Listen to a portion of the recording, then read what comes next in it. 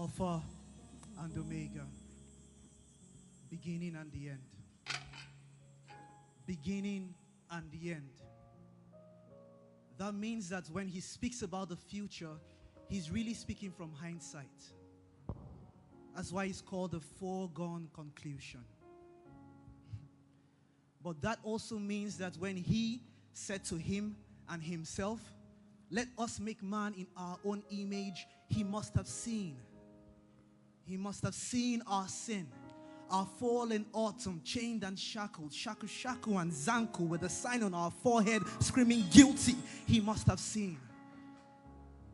But still, he looked at what he had made and he said to himself, it is good. But then we sinned. Lost souls shipwrecked, disaster derailing, destiny desperately drowning. And so he came, rigged on a tree in Calvary for you and me. He instituted an institution of restitution and education in salvation. The teacher paid the tuition. What's the implication?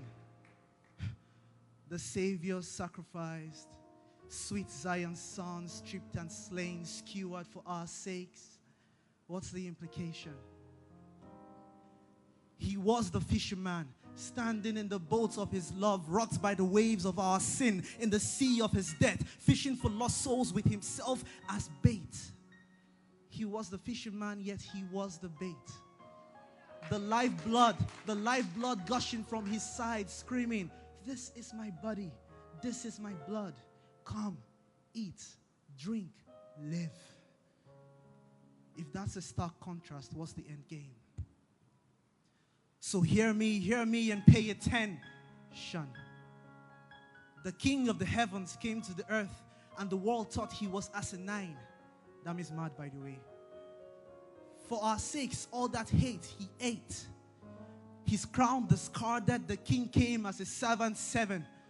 6 hours he hung on the tree after being beaten and kicked and scourged by the 5-0. That's the po or the police.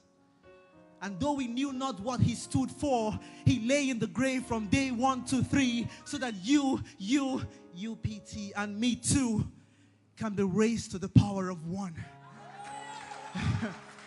And so we are not afraid to fall. No, we are never afraid to fall. For each time we fall on our knees at Golgotha. Each time we fall in love over and over with the one who first loved us.